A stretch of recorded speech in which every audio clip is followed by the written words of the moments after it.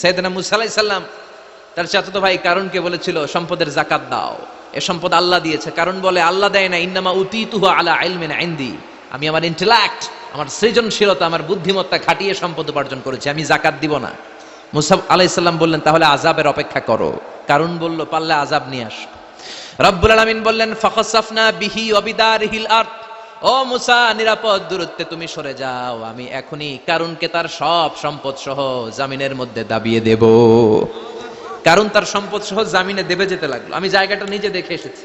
মিশরের রাজধানী কায়রো থেকে 120 কিলো দূরে ফাইউম নামে একটা জেলা আছে, ওই জেলায় বাহাইরা কারুন, কারুনের সব সম্পত্তি আল্লাহ জামিনে দাবিয়ে দিয়েছে।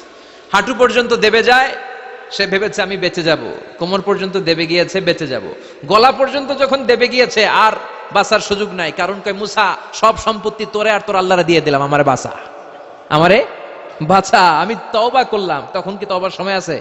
কথা কন, বাদাল গারগারা, মালাকুল মাউত যখন দেখে ফেলবেন তখন তওবার সুযোগ আছে। ফেরাউনেরও একই দশা। লোহিত সাগরের পানি খেতে খেতে ফেরাউনের পেটটা যখন এত বড় হয়ে যায়, ফেরাউন হাত তুলে বলে আনা মিনাল মুসলিমিন, আমি মুসলমান। আমি, এটা কোরআনের আয়াত কিন্তু, আনা মিনাল মুসলিমিন, বনি ইসরাইলরা যে আল্লাহর উপর ঈমান এনেছে, আমিও ফেরাউন সেই আল্লাহর গোলাম। আল্লাহ বলে দ্য টাইম ইজ আপ, সময় শেষ, এখন তোমার ঈমান কবুল করা হবে। তার মানে বাদাল গারগারা তওবা কবুল হয় না। এই মৃত্যুর গড়গড়ানি আসার আগ পর্যন্ত চোখের পানি ছেড়ে যদি আল্লাহর কাছে ক্ষমা চান, জীবনের সব গুনাহ মাফ করে দিবে কে? শয়তান আল্লাহরে বলল, মাবুদ এত জান্নাত বানিয়ে কি লাভ, আপনার একটা বান্দারও জান্নাতে ঢুকাতে পারবেন না, আমারে বানিয়েছেন জাহান্নামী, আমি আমার সর্বোচ্চ চেষ্টা দিয়ে আপনার সবগুলা বান্দারে জামাতে জাহান্নামে নিয়ে একসাথে ঢুকবো, পারলে জাহান্নাম আরো কয়েকটা বাড়িয়ে বানান। আল্লাহ বললেন কেন কেন? শয়তান বলে লা আকুদান্না লাহুম সিরাতাকাল মুস্তাকিম, আপনার বান্দা জামাতে নামাজ পড়তে যেতে চাইবে, ওখান থেকে ধোকার ওয়াসওয়াসা দিয়ে আমি গানের কনসার্টে নিয়ে যাব, তাফসীর মাহফিলে কোরআন শুনতে যেতে চাইবে, ধোকা দিয়ে আমি মদের আড্ডাখানায় নিয়ে যাব, ওয়ালা তাজিদু আকসারাহুম শাকিরিন, একটারেও জান্নাতে ঢুকাতে পারবেন না। চ্যালেঞ্জ দিলাম। আল্লাহ বলল শয়তান তুই আমারে চ্যালেঞ্জ দেস, আমি তো সব রাজার বড় রাজা মহারাজা, আমার সাথে তো কেউ চ্যালেঞ্জ দিয়ে টিকতে পারে না, চিল্লা এখন ঠিক কিনা? শয়তান তুই চ্যালেঞ্জ দিলি, আমিও তোর চ্যালেঞ্জ নিলাম। ওয়া ইজ্জাতি ওয়া জালালি ওয়া ইরতিফাই মাকানি, আমার ইজ্জতের কসম, আমার জালালিয়াতের কসম, আমার মহানত্বের কসম, আমার ক্ষমতা আর দাপটের কসম, আজীবন আমার বান্দা গুনাহ করবে, পাপ করবে, অন্যায় করবে, কোন এক তাফসীর মাহফিলে এসে চোখের পানি ছেড়ে যখন ক্ষমা চাইবে, আমি জীবনের সব গুনাহ মাফ করে দেব। আমি আমার বান্দার জীবনের সব গুনাহ মাফ করে দিয়ে জান্নাতে ঢুকায় দেব। তখন তুই কি করবি? লাগফিরান্না লাহুম মা দামু ইস্তাগফিরুনি, যতক্ষণ আমার বান্দা আমার কাছে ক্ষমা চাইবে, আমি আমার বান্দার জীবনের সব গুনাহ মাফ করে দেব। সুবহানাল্লাহ পড়েন। এজন্য রাব্বুল আলামিন বলেন ইয়া আইয়ুহাল্লাযীনা আমানু তুবু ইলাল্লাহি তাওবাতান নাসুহা, তওবার মতো তওবা করো, তওবার মতো তওবা করলে যত বড় অন্যায় হোক, পাপ হোক, গুনাহ হোক, সব গুনাহ মাফ করে দিতে পারে কে?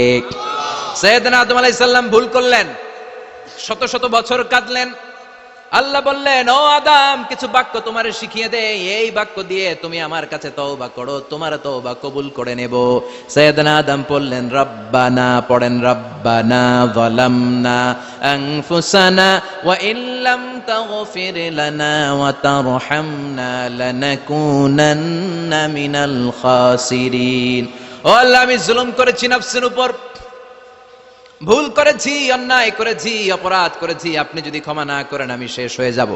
লানাকুনান্না মিনাল খাসিরিন, আমি ক্ষতিগ্রস্তদের মধ্যে শামিল হয়ে যাব। ঠিক কি না? এই আয়াত দিয়ে, এই দোয়া দিয়ে যখন সাইয়েদনা আদম তাওবা করলেন, মুহূর্তেই তাওবা কবুল করে নিয়েছে কে? আমরাও যদি পাপ করি, অন্যায় করি, আমাদেরও পাপগুলো মোচন করার একজন আছে না নাই? তিনি গাফিরিয যাম কাবিলিত তাওব, ওনার কাজই হচ্ছে গুনাহ মাফ করা। শয়তানের কাজ ওয়াসওয়াসা দেওয়া, আমাদের কাজ পাপ করা, ওনার কাজ মাফ করা। আল্লাহ ডেকে বলে গোলাম তোরা যদি পাপ না করতি আর বারবার মাফ না চাইতি, তাহলে তোদেরকে ধ্বংস করে দিয়ে জমিনের বুকে এমন একটা জাতি আমি বানাতাম যারা পাপ করতো আর মাফ চাইতো, আর আমি মাফ করতাম। সুবহানাল্লাহ পড়েন। মাফ করতে আল্লাহর বড্ড ভাল লাগে, চোখের পানি দেখতে আল্লাহর বড্ড ভাল লাগে, কায়মনোবাক্যে কেউ দোয়া করছে দৃশ্য দেখতে আল্লাহর ভালো লাগে, চিল্লায় বলেন সুবহানাল্লাহ। এজন্য পাপ আমাদের যত বড় হোক আমাদের জন্য মাফ আছে না নাই? দুইটা সময়ে তাওবা কবুল হয় না। এক নাম্বার হলো বাদাল গারগারা, মালাকুল মাউতকে দেখে ফেলেছেন, রূহ ধরে টান দিবে, তখন তওবা করলে কবুল হবে। আরেকটা হচ্ছে বাদা তুলুইশ শামসি মিন মাগরিবিহা, কিয়ামতের আগ দিয়ে সূর্য আর পূর্ব দিক থেকে উদিত হবে না, এটা পশ্চিম দিক থেকে উদিত হবে, তখন তওবা করলে কবুল হবে। তখন তওবার দরজাকে বন্ধ করে দিয়েছে কে? এজন্য আমরা যে কোনো পাপই করি না কেন, পাপ হয়েই যেতে পারে, আশা হারানোর কারণ নাই। Never lose hope, never give up. মুমিন কখনো আশা হারায় না, মুমিন কখনো নিরাশ হয় না। মুমিনের আশা ভরসা একটা সত্তার উপরে, চিৎকার করে বলতে হবে তিনি কে? এজন্য পাপ হওয়ার সাথে সাথে আমরা তওবা করব কার কাছে? বিশ্বনবী বললেন কিছু কিছু কাজ আছে এগুলো হয়ে যাওয়ার পরে দেরি করা যায় না। এক নম্বরে নামাজের ওয়াক্ত হলে দেরি করা যায় না, ঠিক কিনা? সালাত কায়েম করো, সালাত কায়েম করো, হবে সম্মানী তুমি, হবে জান্নাতি তুমি, হবে সম্মানী তুমি, হবে জান্নাতি তুমি, দিবে কাল হাসরে শীতল ছায়া আরশে আজিম, রব্বিয়াল আলা রব্বিয়াল আযীম, রব্বিয়াল আলা রব্বিয়াল আযীম। সুবহানাল্লাহ পড়েন। নামাজের সময় হওয়া মাত্র দেরি নাই, তাজহিজুল মাইয়িত, মারা গেলে লাশ রেখে দেয়া যায় না, তাড়াতাড়ি দাফন করে দাও। নামাজের সময় হলে নামাজ পড়ো, দেরি করো না। মানুষ মারা গেলে দাফন করতে দেরি করো না। বান্দা যদি পাপ করে ফেলে তওবা করতে দেরি করো। এজন্য পাপ করার সাথে সাথে তওবা করার দরকার আছে না নাই? এখন তওবা যে করব কোন সিস্টেমে করব? কোন সিস্টেমে? ভুল হওয়া মাত্রই আপনি অনুতপ্ত হয়ে চোখের পানি ছেড়ে আল্লাহর কাছে মাফ চান, আল্লাহর কাছে ক্ষমা চান, এটার নামই তওবা। আমাদের দেশে হুজুর আইনা তওবা পড়ায়, আছে না নাই? আনন্দপুরে এগুলা নাই, আছে না? কয় ইমাম সাহেবরে নিয়ে আয়, খতিব সাহেবরে নিয়ে আয়, হাফেজ সাহেব হুজুরে নিয়ে আয়, তওবা পড়া। না, তওবা পড়ানো লাগে না, আপনার নিজের তওবা আপনি নিজেই পড়বেন। আপনি অনুতপ্ত হয়ে চোখের পানি ছেড়ে আপনার আল্লাহরে ডাক দেন, ডাক দেয়া মাত্র তিনি সাড়া দিবে। চিল্লায় বলেন ঠিক কি না? ওলামা একরামরা তওবার 5টা শর্ত আরোপ করেছে। এই 5টা শর্তের আলোকে যদি তওবা করেন মুহূর্তের মধ্যেই তওবা কবুল করে নিবে কে? এক নাম্বার শর্ত হচ্ছে আল ইকরা, acknowledgement. You have to acknowledge that you are the great sinner in the world. এই পৃথিবীর সবচেয়ে বড় পাপী। 5টা শর্তের এক নাম্বার হচ্ছে আপনি স্বীকার জান, আল্লাহ আমার চেয়ে বড় পাপী আকাশের নিচে জমিনের উপরে দ্বিতীয়টা নাই। এমন কোন পাপ নাই যে আমি করি নাই। আমার চেয়ে নাদান, আমার চেয়ে পিশাচ, আমার চেয়ে বড় পাপী দ্বিতীয়টা কেউ। Acknowledge your sin. আপনি আপনার পাপগুলো স্বীকার করেন। Number 1। Number 2, an-nadam, repentance. You have to be repentant for what you have committed from sins. যে পাপ করেছেন এই পাপের জন্য আপনি লজ্জিত হন। আপনি নিজেকে আল্লাহর কাছে ছোট করে পেশ করেন, আল্লাহরে ডেকে বলেন, আল্লাহ আমি আপনার গোলাম, গোলামের ঘরের গোলাম, বান্দির ঘরের গোলাম, আমারে মাফ করে দেন, আমি লজ্জিত, আমি অনুতপ্ত। তাহলে 1 নম্বর শর্ত আপনি ঘোষণা দেন যে আপনি পাপ করেছেন। 2 নম্বর শর্ত আপনাকে অনুতপ্ত হতে হবে যে আল্লাহ আমি পাপ করে ফেলেছি। 3 number, you have to stop what you have committed. যে পাপ আপনি শুরু করেছেন এটা বন্ধ করে দেন। আপনি সুদের জন্য সুদ খাইছেন, আল্লাহর কাছে তওবা করলেন, আবার সুদ খাওয়া চালিয়েও যাচ্ছেন, এই তওবা কবুল হবে? সুদ খাওয়া আগে বন্ধ করেন। আপনি ঘুষ খেয়েছেন, এই ঘুষ খাওয়ার কারণে আপনি আল্লাহর কাছে তওবা করলেন কিন্তু ঘুষ খেয়েই যাচ্ছেন, এই তওবা কবুল হবে? 3 নাম্বার হচ্ছে you have to stop what you have committed. আপনি যেই পাপ করেছেন এটাকে বন্ধ করেন। 4 নাম্বার শর্ত, you have to hate what you have committed. আপনি যেই পাপটা করেছেন এটাকে মন থেকে ঘৃণা করেন, ওইটারে মন থেকে ঘৃণা করতে হবে। 5 নাম্বার শর্ত হচ্ছে you have to determine that you never repeat this sin again. আল্লাহর কাছে ওয়াদা দেন, কমিটমেন্ট দেন যে আল্লাহ পারতপক্ষে আমার জীবনে আর এই কাজটা করব না। এই 5টা শর্তের আলোকে তওবা করলে কবুল করবে কে? 1 নম্বরে স্বীকার জান আল্লাহ আমি পাপী। 2 নম্বরে অনুতপ্ত হন। 3 নম্বরে পাপ কাজটা বন্ধ করে দেন। 4 নম্বরে ওই পাপ কাজটাকে মন থেকে ঘৃণা করেন। 5 নম্বরে আল্লাহর কাছে ওয়াদা দেন আর জীবনেও এই পাপ করব না। এই 5টা শর্তের আলোকে যদি তওবা করেন আপনার তওবা কবুল করে নিবে কে? এজন্য যত পাপ যত অন্যায় আমরা করি না কেন আমাদের এই পাপগুলো অন্যায়গুলো ক্ষমা করার একজন আছে না নাই? তিনি কে? এজন্য সব সময় তওবা করতে রাজি আছেন তো? প্রতিদিন শত শতবার তওবা করতে রাজি আছেন? প্রতিদিন শত শতবার ইস্তেগফার পড়তে রাজি আছেন? বিশ্বনবী প্রতিদিন 70 বারেরও বেশি ইস্তেগফার পড়তেন। শুধু টয়লেটে যে মুহূর্তে থাকতেন ওই মুহূর্তে পড়তেন না। টয়লেটে ঢোকার মুহূর্তে বিশ্বনবী ইস্তেগফার পড়তে পারতেন না, তাই টয়লেট থেকে বেরোয়েই তিনি ইস্তেগফার পড়তেন। তিনি পড়তেন গফরানাক। কি পড়তেন? গফরানাক মানে হলো আস্তাগফিরুল্লাহ। গফরানাক মানে কি?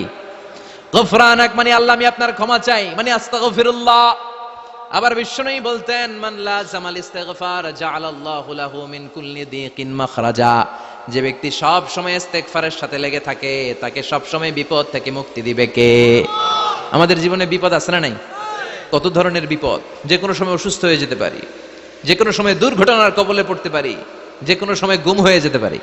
কথা কন, এদেশে গুমটুম নাই মনে হয়, ক্রস ফায়ার নাই, কে কোন সময় গুম, কে কোন সময় নাই, কোনো ঠিক নাই। আল্লাহ বিষ্ণু বললেন মান লাজিমাল ইস্তিগফার জাআলাল্লাহু লাহু মিন কুল্লি দিকিন মাখরাজা, সব সময় যে ইস্তিগফারের সাথে আঠার মতো লেগে থাকবে আল্লাহ তাআলা তাকে বিপদ থেকে সব সময় মুক্তি দান করবেন। সুবহানাল্লাহ পড়েন।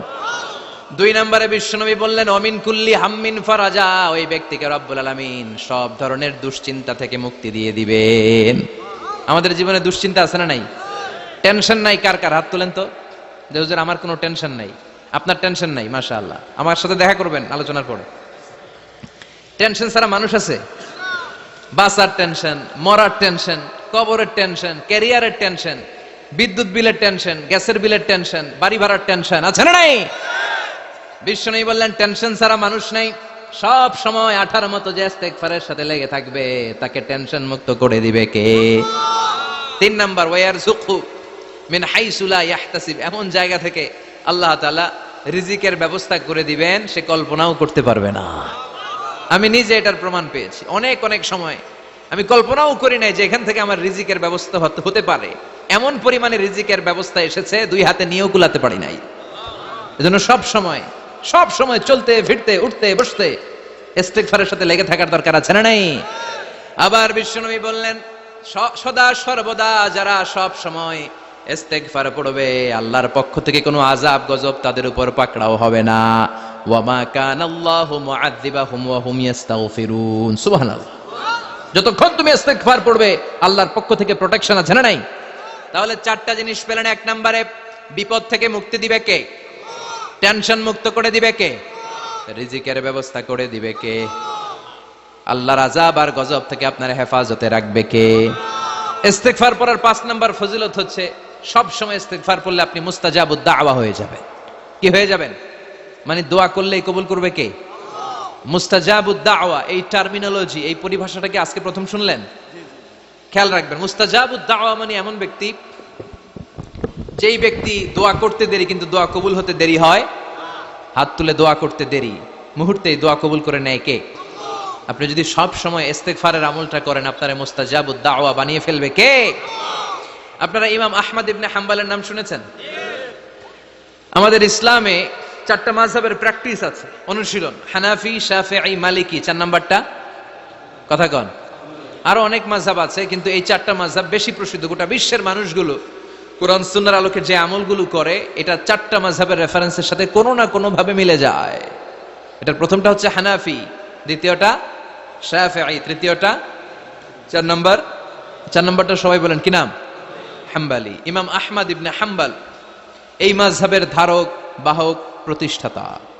তিনি ছিলেন জগৎ বিখ্যাত মুহাদ্দিস। ওনার পুরো জীবনটা উনি হাদিস সংগ্রহের কাজে ব্যয় করেছেন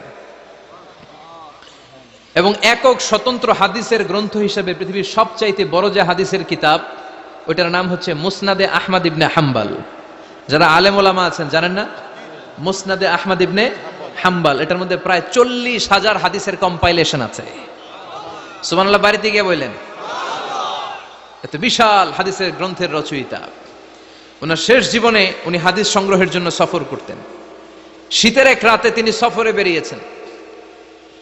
এক মসজিদে মাগরিব আর এশার সালাত পড়ে তিনি ভাবলেন ফজরের সালাতে এই মসজিদে পড়ে সকালবেলা বেরোবো, যেহেতু বাইরে শীত, কই আর যাবো। ব্যাগ থেকে কাঁথা বের করে হাদিস পড়তে শুরু করেছেন আর ভাবলেন হাদিস পড়তে পড়তে রাতটা কাটিয়ে দিব। কিন্তু মসজিদের দারোয়ান এসে বলে, মুরব্বী মসজিদে তো থাকা যাবে না, আপনি বেরোন। আহমদ ইবনে হাম্বল অনুনয় বিনয় করলেন যে তোর কাছে হাত জোর করে ক্ষমা চাই বাবা, এই শীতের রাতে আমারে বের করে দিস না, আমি রাতটা মসজিদে কাটাতে চাই। আমি ফজরের নামাজেরও মুসল্লি এই মসজিদের, আমি ফজর পরে তারপরে যাব। দারোয়ান সে না ছোট বান্দা, সে বলে না মসজিদে থাকতে পারবেন না, বেরোন। না বেরোলে গাট্টি সহ ঘাট ধাক্কা দিয়ে বের করে দেবে। চিনতে পারে নাই যে এটা মুহাদ্দিসুদ দাহার, এ যুগের সর্বশ্রেষ্ঠ মুহাদ্দিস ইমাম আহমদ ইবনে হাম্বল। এখন উনি আর কি করবেন, কিছু করতে না পেরে ব্যাগ নিয়ে বের হয়ে গেলেন। প্রচন্ড শীতের রাতে, কনকনের শীতে তিনি কাঁপছেন। হাঁটতে হাঁটতে চলতে চলতে হঠাৎ দেখলেন একটা বাজার। ওই বাজারে এক খাব্বাজ, রুটির দোকানদার, শাবুন খাব্বাজ, যুবক রুটি বানাচ্ছে। যে সালাম দিলেন, আসসালামু আলাইকুম। বাবা, শীতের রাতে বিপদে পড়েছি, যাওয়ার জায়গা নেই। তোমার যে চুলাতে তুমি রুটি বানাও, এই চুলার পাশে বসে যদি সারা রাত আমি কাটিয়ে দেই আর চুলা থেকে আগুন পোয়াই, তোমার কি কোনো ক্ষতি হবে? যুবক বলেন, না না, কোনো ক্ষতি হবে না। আহলান ওয়া সাহলান, এ আমার হাবান বিক, খোশ আমদেদ, এটা তো খুশ নসিব আমার। আপনি আগুন পোহালে আমার সমস্যা কি, আসেন। ইমাম আহমদ ইবনে হাম্বল যুবককে শুকরিয়া জানিয়ে, আল্লাহর শুকরিয়া করে চুলার পাশে বসে আবার হাদিস পড়তে লাগলেন। কিন্তু তিনি লক্ষ্য করলেন যে যুবকটা একটু পর পর আওয়াজ করে পড়ে আস্তাগফিরুল্লাহ। কি পড়ে? আটা দিয়ে রুটি বানায়, পড়ে আস্তাগফিরুল্লাহ। রুটির খামির বানায়, পড়ে আস্তাগফিরুল্লাহ। খামিরগুলো দলা বেঁধে গোল গোল করে সাজিয়ে রাখে, আর কি পড়ে? বেলুন দিয়ে এগুলোর বলে চুলার ভিতরে ঢুকায় দেয়, আর কি পড়ে? কেউ রুটি কিনতে আসলে তার হাতে রুটি তুলে দেয়, আর কি পড়ে? টাকা দিলে টাকা নিয়ে ক্যাশ বক্সে রেখে দিয়ে কি পড়ে? শুধু পড়ছে আস্তাগফিরুল্লাহ, আস্তাগফিরুল্লাহ। ইমাম আহমদ ইবনে হাম্বল তো অবাক, ঘটনা কি, এই যুবকের হলোটা কি? শুধু আস্তাগফিরুল্লাহ। তিনি হাদিসের কিতাবটা বন্ধ করে যুবককে জিজ্ঞেস করলেন, বাবা, আসার পর থেকেই দেখছি তুমি শুধুই পড়ছো আস্তাগফিরুল্লাহ, আস্তাগফিরুল্লাহ, আস্তাগফিরুল্লাহ, ঘটনাটা কি? কেন এত তুমি ইস্তেগফার পড়ো? যুবক বলল, এটা আমার একটা চিরাচরিত আমল, সব সময় আমি এই আমলটা করি। আমি সব সময় ইস্তেগফারের সাথে আঠার মতো লেগে থাকি, আর সব সময় ইস্তেগফার পড়ার কারণে আল্লাহ তাআলা আমাকে মুস্তাজাবুদ দাওয়া বানিয়ে দিয়েছে। মানে আমি দোয়া করলেই দোয়া কবুল হয়ে যায়। এই জীবনে আমি যত দোয়া হাত তুলে করেছি, মুহূর্তের মধ্যে আমার দোয়াগুলো কবুল করে নিয়েছে কে? শুনে তো ইমাম আহমদ ইবনে হাম্বল অবাক, বলে কি, আনতা মুস্তাজাবুদ দাওয়া? তুমি মুস্তাজাবুদ দাওয়া, তুমি দোয়া করলেই কবুল? নাম আনা মুস্তাজাবুদ দাওয়া, হ্যাঁ আমি দোয়া করলেই কবুল হয়ে যায়। তুমি জীবনে যা দোয়া করেছো সব পেয়েছো? হ্যাঁ আমি জীবনে যা দোয়া করেছি আমি সব পেয়েছি, সব দোয়া কবুল হয়েছে আমার জীবনে, শুধু একটা দোয়া ছাড়া। ইমাম আহমদ ইবনে হাম্বলের কৌতূহল আরো বেড়ে গেল। সব দোয়া তোমার কবুল হয়েছে, একটা দোয়া কবুল হয় নাই, সেটা আবার কি? যুবক বলতে আরম্ভ করলো, আমার যে দোয়াটা কবুল হয় নাই সেটা হচ্ছে আমি আল্লাহর কাছে অনেকবার দোয়া করেছি, আল্লাহ শুনেছি এই জামানার সবচেয়ে বড় মুহাদ্দিস, তার নাম নাকি ইমাম আহমদ ইবনে হাম্বল। আল্লাহ তোমার কাছে আমার আকুতি, তোমার কাছে আমার মিনতি, আমি যেন এত বড় মুহাদ্দিসের হাতে হাত রেখে মুসাফা করতে পারি আর তার কপালে একটা চুমু দিতে পারি। আমার এই দোয়াটা আজও কবুল হয় নাই। আজও আল্লাহ তাআলা এই দোয়াটা কেন যে কবুল করেন আমি জানি না। একথা শুনে ইমাম আহমদ ইবনে হাম্বল আবেগপ্রবণ হয়ে গেলেন, আর নিজেকে ধরে রাখতে পারলেন না, চোখের পানি ছেড়ে দিলেন আর বললেন, ইয়া শাব, হে যুবক, আহমদ ইবনে হাম্বলের সাথে দেখা করার জন্য তোমার আহমদ ইবনে হাম্বলের দরবারে যাওয়ার দরকার নাই, তোমার এই দোয়াটাও আল্লাহ কবুল করে নিয়েছে। আহমদ ইবনে হাম্বল দেখা দেওয়ার জন্য তোমার দরবারে ছুটে এসেছে। আনা আহমদ ইবনে হাম্বল মুহাদ্দিসুদ দাহর, আমি হচ্ছে আহমদ ইবনে হাম্বল। যুবক নিজেকে ধরে রাখতে পারে না, চোখের পানি ছেড়ে দিয়ে ওই যুগের সবচাইতে বড় মুহাদ্দিসকে জড়িয়ে ধরে হাতের মধ্যে হাত রেখে মুসাফা করে আহমদ ইবনে হাম্বলের কপালে চুমুকে দেয়, আর আহমদ ইবনে হাম্বলের কাছে দোয়া চেয়ে বলল, ইমাম, রব্বুল আলামিন আমার জীবনের কোন দোয়া আজকে আর বাকি রেখে দেন নাই, এই যে দোয়াটা বাকি ছিল এই দোয়াটাও আল্লাহ কবুল করে নিয়েছে, এই দোয়াটাও কবুল, মুস্তাজাবুদ দাওয়া। আপনি সব সময় যদি ইস্তেগফারের সাথে আঠার মতো লেগে থাকতে পারেন, আপনি দোয়া করা মাত্র দোয়া কবুল করে নেবে কে? এজন্য সব সময় অবসরে বসে আছেন, বাস স্টেশনে বসে আছেন, সিএনজিতে চড়ে এক জায়গা থেকে আরেক জায়গায় যাচ্ছেন, বিছানায় শুয়ে আছেন, পড়বেন আস্তাগফিরুল্লাহ। কি পড়বেন? প্রাণ খুলে মন থেকে আওয়াজ করে সবাই পড়েন আস্তাগফিরুল্লাহ। আবারও পড়েন আস্তাগফিরুল্লাহ, চিল্লায় পড়েন আস্তাগফিরুল্লাহ। বিশ্বনবী ইস্তেগফারের অনেকগুলো আলফাজ শিখিয়েছেন, সবচেয়ে সহজ যেটা শিখিয়েছেন সেটার নাম হলো আস্তাগফিরুল্লাহ। বিশ্বনবী জামাতে সালাত শেষে সালাম ফিরিয়ে আওয়াজ করে পড়তেন আল্লাহু আকবার, তারপরে 3 বার পড়তেন আস্তাগফিরুল্লাহ, আস্তাগফিরুল্লাহ, আস্তাগফিরুল্লাহ। পড়ার দরকার আছে না নাই? পড়তে রাজি আছেন তো? সালাম ফেরানোর পরে কি করবেন? নাকি দোয়া করার জন্য পাগল হয়ে যাবেন? আল্লাহুম্মা আমিন ইয়া আরহামার রাহিমিন, আছে না নাই? পাগল হয়ে যায় দোয়া করার জন্য, কিন্তু তাসবিহগুলো পড়তে চায় না। বিশ্বনবী লম্বা তাসবিহ পড়তেন, সালাম ফেরানোর পরেই আস্তাগফিরুল্লাহ পড়তে রাজি আছেন? আবার বিশ্বনবী বললেন, যে ব্যক্তি পড়বে আস্তাগফিরুল্লাহ আল্লাযী লা ইলাহা ইল্লা হুয়াল হাইয়ুল কাইয়্যুম ওয়া আতুবু ইলাইহি, যুদ্ধের ময়দান থেকে যদি কেউ পালিয়ে যায় তার কোনো মাফ নাই। এটা অনেক বড় কবিরা গুনাহ। আত-তাওয়াল্লি মিন ইয়াউমিজ যাহফ, যুদ্ধের ময়দান থেকে পালালে ওর কোনো মাফ নাই। বিশ্বনবী বলেন, যুদ্ধের ময়দান থেকে পালিয়ে এসেছে কোনো মুসলিম সৈনিক, সেও যদি এই আস্তাগফিরুল্লাহ আল্লাযী লা ইলাহা ইল্লা হুয়াল হাইয়ুল কাইয়্যুম ওয়া আতুবু ইলাইহি মন থেকে পড়ে, তার জীবনের গুনাহ আল্লাহ মাফ করে দিবে। আবার সাইয়েদনা আবু বকর, সহিহ বুখারীর বর্ণনা, বিশ্বনবীরে বললেন, ইয়া রাসূলুল্লাহ আল্লিমনি দুআআন আদউ বিহি ফি সালাতি, ও নবী আপনি আমারে এমন একটা দোয়া শিক্ষা দেন যেই দোয়াটা আমি নামাজের মধ্যে করব। বিশ্বনবী বললেন, তুমি নামাজের মধ্যে পড়ো, আল্লাহুম্মা ইন্নী যালামতু নাফসি যুলমান কাসীরা ওয়া লা ইয়াগফিরুয যুনুবা ইল্লা আনতা ফাগফিরলি মাগফিরাতাম মিন ইনদিকা ইন্নাকা আনতাল গফুরুর রহিম। সুবহানাল্লাহ। এটা আমরা বলি দোয়া মাসুরা, এটাও একটা ইস্তেগফার। যেখানেই ক্ষমা চাওয়ার কথা আছে ওইটাই ইস্তেগফার, বুঝতে পেরেছেন? আল্লাহুম্মা ইন্নী যালামতু নাফসি, ও আল্লাহ অনেক জুলুম করেছি, যুলমান কাসীরা, জুলুমের শেষ নাই। ওয়া লা ইয়াগফিরুয যুনুবা ইল্লা আনতা, আপনি ছাড়া এই জুলুম আর পাপ ক্ষমা করার কেউ নাই। ফাগফিরলি মাগফিরাতাম মিন ইনদিক, নিজ গুণে আমার গুনাহ ক্ষমা করে দেন। ওয়া লা ইয়াগফিরুয যুনুবা ইল্লা আনতা, আপনি ছাড়া গুনাহ ক্ষমা করার দ্বিতীয় কেউ নাই। আমাদের পাপ ক্ষমা করার আর কোনো সত্তা আছে? চিল্লায় বলেন, আছে? আবার বিশ্বনবী বললেন, যত ইস্তেগফার আছে সব ইস্তেগফারের সেরা সর্বশ্রেষ্ঠ ইস্তেগফারের নাম সাইয়্যিদুল ইস্তেগফার। কি নাম? সহিহ বুখারীর বর্ণনা, শাদ্দাদ ইবনে আউস রাদিয়াল্লাহু তাআলা আনহু বর্ণনা করে বলেন, কেউ যদি দিনের বেলা একবার সাইয়্যিদুল ইস্তেগফার পড়ে, ওই দিন যদি লোকটার মৃত্যু হয়ে যায়, মুহূর্তের মধ্যে লোকটারে জান্নাতি ঘোষণা দিয়ে দিবে কে? রাত্রি বেলা যদি কেউ সাইয়্যিদুল ইস্তেগফার একবার পড়ে, ওই রাতে ইন্তেকাল হলে তার জীবনের সব গুনাহ মাফ করে দিয়ে ওই লোকটারেও জান্নাতি করে দিবে কে? দিনে যদি সাইয়্যিদুল ইস্তেগফার একবার পড়েন, ওই দিনে ইন্তেকাল করলে আপনি জান্নাতি। রাতে যদি সাইয়্যিদুল ইস্তেগফার কেউ পড়েন, ওই রাতে ইন্তেকাল হলে আপনি জান্নাতি। এটা সহিহ বুখারীর বর্ণনা। সব ইস্তেগফারের রাজা, শ্রেষ্ঠ ইস্তেগফার। মুখস্থ আছে না? কার কার মুখস্থ আছে? হাত তুলেন। সাইয়্যিদুল ইস্তেগফার মুখস্থ আছে কার? মাশাআল্লাহ, তাবারাকাল্লাহ। এটা আপনাদের বাড়ির কাজ দিলাম। যাদের মুখস্থ নাই তারা গুগলে সার্চ করবেন সাইয়্যিদুল ইস্তেগফার, লেখা মাত্রই পেয়ে যাবেন। বইতে আছে, বিভিন্ন ইসলামিক দোয়ার বইতে আছে, গুগলে ইউটিউবে সার্চ দিলে পেয়ে যাবেন। এই সাইয়্যিদুল ইস্তেগফার প্রতিটা মুমিনের অন্তরে থাকার দরকার আছে না নাই? আল্লাহুম্মা আনতা রাব্বি লা ইলাহা ইল্লা আনতা খালাকতানি ওয়া আনা আবদুক ওয়া আনা আলা আহদিকা ওয়া ওয়া'দিকা মাস্তাতা'তু আউযু বিকা মিন শাররি মা সানা'তু আবুউ লাকা বিনি'মাতিকা আলাইয়া ওয়া আবুউ লাকা বিযামবি ফাগফিরলি ফাইন্নাহু লা ইয়াগফিরুয যুনুবা ইল্লা আনতা। সুবহানাল্লাহ পড়েন। এটার নাম সাইয়্যিদুল ইস্তেগফার। এটার নাম কি? কত হাবিজাবি দোয়া যে বানায় বানায় পড়ে তার শেষ নাই।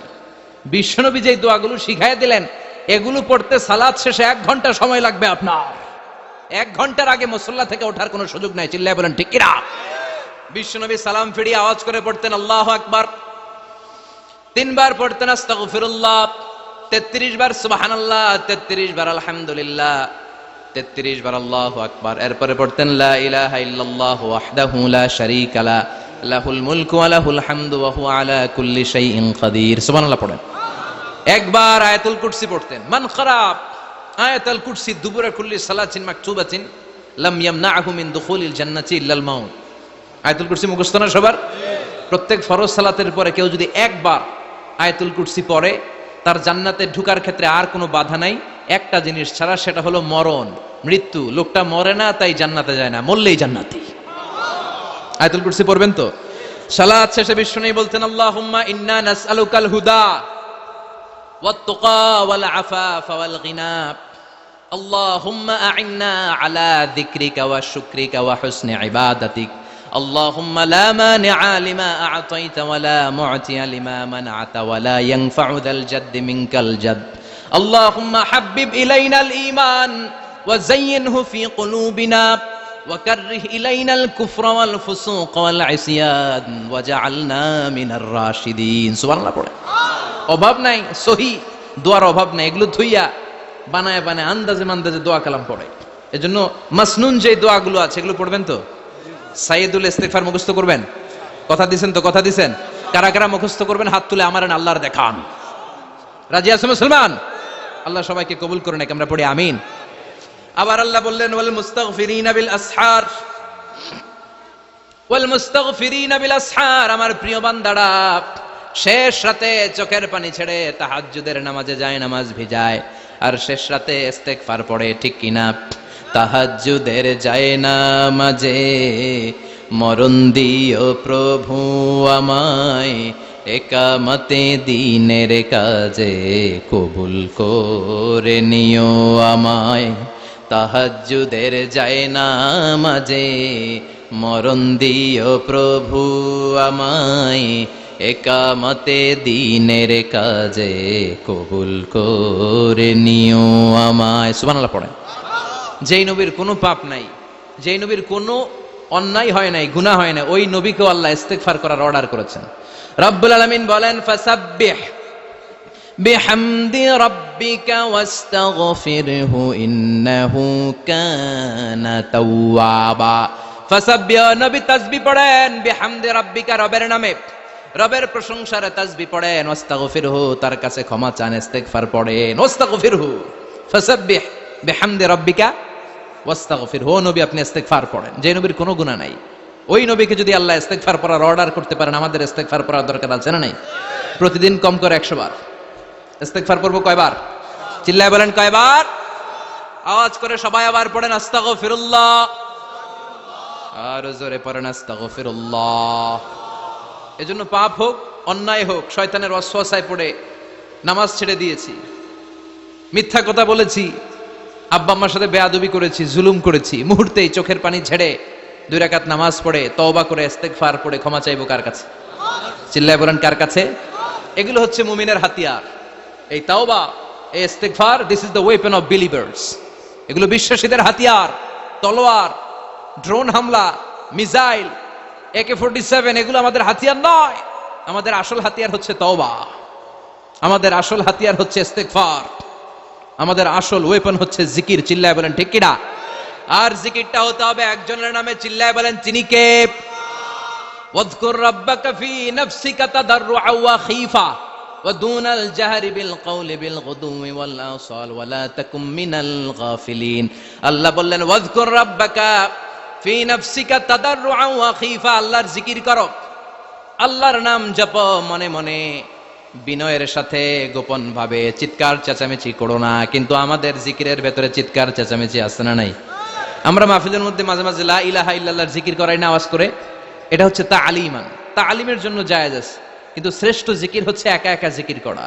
আল্লাহ বললেন তাদাররুআ ওয়া খীফা, কোরআনের আয়াত, তাদাররুআ ওয়া খীফা, with full of humility and humbleness, বিনয়ের সাথে জিকির করো, খীফা, গোপনে গোপনে, দুনাল জাহরি বিল কওল, চিৎকার না করে। কিন্তু চিৎকার করে লাফিয়ে লাফিয়ে জিকির করা এদেশে আছে না নাই? কথা বলেন। ইন্নাল্লাহা জামিল ওয়া ইউহিব্বুল জামাল, আল্লাহ নিজের সুন্দর, আর সব সুন্দরকে আল্লাহ পছন্দ করেন। দেখবেন এদেশে কিছু জিকির আছে, ওইটার মধ্যে আল্লাহর নাম বোঝা যায় না, আছে না নাই? হুই হাই করে, লাফালাফি করে, যে হুই হুই হুই হুই যে করে, এই হুই হুই এর মধ্যে আল্লাহর নাম আছে? কথা কন। যেই শব্দে আল্লাহর নাম নাই, ওটা দিয়ে জিকির করা যাবে? কত ধরনের ভয়ঙ্কর জিকির। আবার জিকিরও করে বাঁশের উপরও লাফায়। যিনি জিকির পরিচালনা করে তার কাঁধের উপর যে চেপে বসে, আছে না নাই? এটা কি জিকিরের সৌন্দর্য? কথা বলেন। আমরা জিকির করব ওই পন্থায় যে পন্থায় বিশ্বনবী করেছেন, সাহাবারা করেছেন। বিশ্বনবী জিকির করতেছেন, সাহাবারা জিকির করতে করতে বিশ্বনবীর কান্দে উঠছে, আছে না হাদিসে? সাহাবারা জিকির করতে করতে খেজুর গাছের চূড়ায় উঠেছে। কথা বলেন। জিকিরের মধ্যে সৌন্দর্য আছে না নাই? এজন্য জিকিরের সৌন্দর্যগুলো অবলম্বন করে যেন আমরা আল্লাহরে ডাকতে পারি। চিল্লায় বলেন ঠিক কিনা? এজন্য রাব্বুল আলামিন বলেন ফাযকুরুনি আযকুরকুম ওয়াশকুরুলি ওয়ালা তাকফুরুন, বেশি বেশি আমার জিকির করো, তাইলে আমিও তোমাদের জিকির করব। আমরা আল্লাহরে ডাকলে আল্লাহ নাকি আমগরে ডাকে? ভাল লাগে? আল্লাহ বললেন ফাইন যাকারানি ফি নাফসি যাকারতুহু ফি নাফসি, আমার বান্দা যদি একা একা আমার জিকির করে, আমি আমার বান্দার একা একা জিকির করি। আমার বান্দা যদি মহাসম্মেলনে, মহাসমাবেশে সবাই রে নিয়ে আমারে ডাকে, আমি এর চাইতো শ্রেষ্ঠ একটা মহাসম্মেলন ফেরেশতাদেরকে নিয়ে করে আমার বান্দার জিকির করি। ওয়া ইন তাকাররাবা ইলাইয়া শিবরান তাকাররাবতু ইলাইহি যিরাআন, আমার কোন বান্দা আমার দিকে যদি 1 বিঘত এগিয়ে আসতে চায়, আমি আমার বান্দার দিকে 1 হাত এগিয়ে যেতে চাই। আমার বান্দা যদি আমার দিকে 1 হাত এগিয়ে আসে, আমি আমার বান্দার দিকে 2 হাত এগিয়ে যাই। ওয়া ইন আতানি ইয়ামশি আতাইতুহু হারওয়ালা, আমার বান্দা যদি আমার দিকে হেঁটে হেঁটে আসতে চায়, আমি আমার বান্দার কাছে দৌড়ে দৌড়ে যাই। কি আল্লাহ আমরা পাইছি, ডাক দেয়া মাত্রই, ডাকা মাত্রই তিনি সাড়া দেয়। চিল্লায় বলেন ঠিক কিনা? এজন্য সব সময় আল্লাহর জিকির দিয়ে হৃদয়টারে সিক্ত রাখার দরকার আছে না নাই? বিষ্ণু বললেন লা ইয়াজালু লিসানুকা রাতবান মিন যিকরিল্লাহ, সব সময় আল্লাহর জিকির দিয়ে জিহ্বাটারে ভিজায় রাখো। জিকির করেন লা ইলাহা ইল্লাল্লাহ, লা ইলাহা, লা ইলাহা ইল্লাল্লাহু মুহাম্মাদুর রাসূলুল্লাহ সাল্লাল্লাহু মাসালুল লাযী ইয়াযকুরু রাব্বা ওয়াল্লাযী লা ইয়াযকুরু রাব্বা মাসালুল হাইয়্যি ওয়াল মাইয়িত। যে হৃদয় আল্লাহর জিকির করে আর যে হৃদয় জিকির করে না, বিশ্বনবী বললেন 2 হৃদয়ের পার্থক্য হচ্ছে একটা জীবিত হৃদয় আর একটা মৃত হৃদয়। এখন আপনার হৃদয়কে আপনি কি জিন্দা রাখতে চান না মুর্দা বানাতে চান? আবার আল্লাহ বললেন আলা বিযিকিরিল্লাহি তাতমাইন্নুল কুলুব। দুনিয়ার কোন জিনিস দিয়ে কলবের পরিচ্ছন্নতা হয় না, দুনিয়ার কোন জিনিস দিয়ে কলব পরিচ্ছন্ন হয় না, কলবের খাদ্য হয় না। কলবের খাদ্য হয় একটা জিনিস দিয়ে, সেটা কি? আল্লাহর জিকির। এজন্য কলবের মধ্যে কি বসাবেন? নাকি আয়না? আয়না বসাইয়া দে মোর কলবের ভিতর বাবারে। কথা কন, আয়না বসাইতে চাই, আছে না নাই? তোর বাবার কলবেই তো আয়না নাই, তোরে কি আয়না দিব? বিশ্বনবী কলবে আয়না বসাইছে, সাহাবারা আয়না বসিয়েছে, আবু হানিফা কলবের ভেতরে আয়না বসিয়েছে, ইমাম শাফিঈ কলবে আয়না বসিয়েছে। কলবে আল্লাহর জিকির ছাড়া কোনো আয়না ফায়না বসানো চলবে না। চিৎকার করে বলেন ঠিক কিনা? আবার বিশ্বনবী বললেন আফদালুয যিকরি লা ইলাহা ইল্লাল্লাহ। জিকিরের জগতে যত জিকির আছে, শ্রেষ্ঠ জিকির হলো লা ইলাহা ইল্লাল্লাহ। মান ক্বালা লা ইলাহা ইল্লাল্লাহ সিদকান মিন কলবিহি দাখালাল জান্নাহ। ঈমানের সাথে, ইখলাসের সাথে একবার কেউ যদি লা ইলাহা ইল্লাল্লাহ পড়ে, তার জন্য জান্নাতকে ওয়াজিব করে দিবে কে? এটার নাম কালিমাতে তাইয়্যিবা। কি নাম? দারাবাল্লাহু মাসালান কালিমাতান তাইয়্যিবাতান কাশাজারাতিন তাইয়্যিবা আসলুহা সাবিতুন ওয়া ফারউহা ফিস সামা। এই লা ইলাহার নাম আল্লাহ দিলেন কালিমায়ে তাইয়্যিবা। কি নাম? কথা কোন? ঝিনুকের ভেতর লুকিয়ে থাকে যেমন মতি, ঝিনুকের ভেতর লুকিয়ে থাকে যেমন মতি, কালমা শাহাদাতে আছে আল্লাহর জ্যোতি, কালমা শাহাদাতে আছে আল্লাহর জ্যোতি। পড়েন সবাই। ঝিনুকের ভেতর লুকিয়ে থাকে যেমন মতি, ঝিনুকের ভেতর লুকিয়ে থাকে যেমন মতি, কালমা শাহাদাতে আছে আল্লাহর জ্যোতি, কালমা শাহাদাতে আছে আল্লাহর জ্যোতি। সুবহানাল্লাহ পড়েন। তাহলে জিকিরের জগতে সবচেয়ে শ্রেষ্ঠ জিকিরের নাম, চিল্লায় বলেন কি নাম? সাইয়েদনা মুসা আলাইহিস সালাম আল্লাহর ডেকে বললেন মাবুদ। সহিহ ইবনে হিব্বান, মুস্তাদরাকে হাকিম, 2টা সহিহ হাদিসের গ্রন্থে হাদিসটা এসেছে। সাইয়েদনা আবু সাঈদ আল খুদরি হাদিসের বর্ণনাকারী। বিশ্বনবী বললেন মুসা আলাইহিস সালাম আল্লাহর ডেকে বললেন আল্লাহ আল্লিমনি কালিমাতান আদউ বিহা। ও আল্লাহ, এমন একটা স্পেশাল জিকির আপনি আমারে শিক্ষা দেন, এই জিকির দিয়ে আমি আপনারে ডাকবো। এই জিকিরটা জানবে শুধু আমি, আর জানবেন আপনি, দুনিয়ার কেউ জানবে না। এমন একটা জিকির শিখান যে জিকিরটা কেউ জানে না, জানবে শুধু আমি আর জানবেন আপনি। কথা শুনতেছেন? প্রশ্ন করছে কে? হ্যাঁ, আল্লাহ প্রশ্ন করছে। প্রশ্ন করেছে কে? মুসা আলাইহিস সালাম। করেছে কার কাছে? শ্রেষ্ঠ একটা জিকির শিখায় দেন যেটা শুধু আমি করবো আর কেউ করতে পারবেন। আল্লাহ বললেন মুসা পড়ো লা ইলাহা। মুসা আলাইহিস সালাম বললেন আল্লাহ জিজ্ঞেস করলাম কি আর কইলেন কি? লা ইলাহা ইল্লাল্লাহ, এটা তো জাতীয় জিকির। কথা কন, এটা তো ইন্টারন্যাশনাল জিকির, এটা তো সবাই পারে। আমি তো চাইছি এমন একটা এক্সক্লুসিভ যেটা আপনি আর আমি ছাড়া কেউ জানে না, শুধু জানবেন আপনি আর আমি। আল্লাহ বলেন মুসা এর চাইতে শ্রেষ্ঠ জিকির আমার কাছে নাই। ও মুসা লাউ তাদাউ আস-সাব'উস সামাওয়াতি ওয়াল আরদ ফি কাফফা, 7 আকাশ 7 জমিন যদি এক পাল্লায় রেখে দাও, ওয়ালা ইলাহা ইল্লাল্লাহ ফি কাফফাতিন উখরা, লা ইলাহা ইল্লাল্লাহ যদি আরেক পাল্লায় রেখে দাও, লা রাজাহাত কাফাতু লা ইলাহা ইল্লাল্লাহ, মুহূর্তের মধ্যে লা ইলাহার পাল্লা ভারী হয়ে যাবে রে মুসা। সাত আকাশ সাত জমিন হালকা হয়ে যাবে, আর লা ইলাহা ইল্লাল্লাহর পাল্লাটা ভারী হয়ে যাবে। সুবহানাল্লাহ পড়েন। এজন্য সব সময় এই লা ইলাহার জিকির করতে রাজি আছেন তো? এখন আমরা এই লা ইলাহারে বানাইছি ভিক্ষার জিকির, আছে না নাই? একটা টাকা দিয়া যান আমি গরিব ইনসান, আখিরাতে সওয়াব পাইবেন পাহাড় সমান। একটা টাকা দিয়া যান আমি গরিব ইনসান, আর লা ইলাহার জিকির, ভিক্ষার জিকির বানাইছি আমরা। কিন্তু এটা যে একটা বিপ্লবী বাণী, এটা যে একটা সংগ্রামী বাণী, এই বাণী যে মেনে নেয় সে আল্লাহ ছাড়া কারো সামনে মাথা নত করতে পারে না। চিল্লায় বলেন ঠিক কিনা? একটা বিপ্লবী কালিমাকে, একটা সংগ্রামী কালিমাকে আমরা ভিক্ষার জিকির বানিয়েছি। আপনারা তাফসির ফি জিলালিল কোরআনের রচয়িতা সাইয়্যিদ কুতুব শাহীদের নাম শুনেছেন? মিশরে কায়রোতে তাকে ফাঁসির কাস্টে ঝুলানো হয়েছে।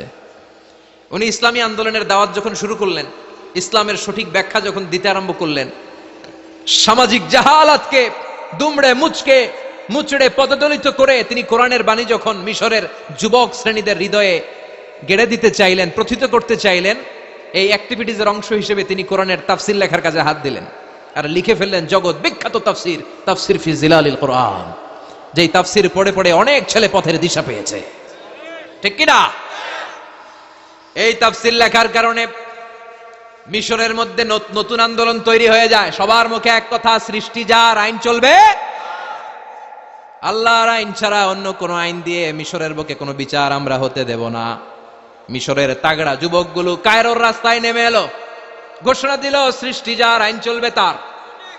চোরের হাত কেটে দাও, ধর্ষকদের শাস্তি দাও জনসম্মুখে। ঠিক কিনা? দুর্নীতিবাজদেরকে আইনের আওতায় আনো। দেশের শত্রু, দশের শত্রু, স্বাধীনতার শত্রু, সবগুলার বিচারের আওতায় আনো কোরআনের আলোকে। ঠিক কিনা? সংগ্রাম, বিক্ষোভে ফেটে পড়ল পুরো মিশর। এই বিক্ষোভে টালমাটাল সরকার, জামাল আব্দুল নাসের কোন উপায় অন্তর না পেয়ে এই তাফসির কারক, এই মুফাসসিরে কোরআনকে জেলের ভিতরে ভরছে। গোটা বিশ্বব্যাপী সব সত্য আর ন্যায়ের পক্ষের ধারক আর বাহক যারা, তাদের উপরে এরকম জালিম গাদ্দারদের অত্যাচার আছে না নাই? তাকে ফাঁসির কাস্টে ঝুলানো হবে। আদালত থেকে রায় দেয়া হয়েছে, মিশরের যুবকদেরকে এরকম আন্দোলনে ঠেলে দেওয়ার কারণে ডেথ পেনাল্টি, ফাঁসির রায় হলো। সাইয়্যিদ কুতুব শাহীদের ফাঁসির দিন ঘনিয়ে আসলো। কারা কর্তৃপক্ষের নিয়ম অনুযায়ী যাদেরকে হ্যাঙ্গিং করা হয়, ফাঁসি দেয়া হয়, ফাঁসির ঘন্টা খানিক আগে ওই জেলখানার ইমাম সাহেব এসে তাদেরকে কালিমা পড়ায়। কি পড়ায়? আফদালু যিকরি লা ইলাহা, এই যে শ্রেষ্ঠ জিকির, এই শ্রেষ্ঠ জিকিরটা এসে পড়ায়। সাইয়্যিদ কুতুব শাহীদের ফাঁসির কাস্টে দাঁড়ানোর 1 ঘন্টা বাকি। কয় ঘন্টা? In the mean time jail কোডের নিয়ম অনুযায়ী জেলখানার ইমাম সাহেব চলে এসেছে। এসে বললেন, সাইয়্যিদ কুতুব শাহীদ, আমি আপনারে কালিমা পড়াতে এসেছি, পড়েন লা ইলাহা ইল্লাল্লাহ। সাইয়্যিদ কুতুব শাহীদ বললেন, তুই আমারে কালিমা শিখাইস না, তোর কাছ থেকে আমার কালিমা শিখতে হবে না। এই কালেমা আমি খুব ভালো করে জানি, যে এই কালেমার তালিম দেওয়ার জন্য সরকার তোরে বেতন দিয়ে রাখে, ওই কালিমার ব্যাখ্যা করার কারণে আজকে আমার ফাঁসির মঞ্চে দাঁড়ানো লাগতেছে। চিল্লা এখন ঠিক কিনা?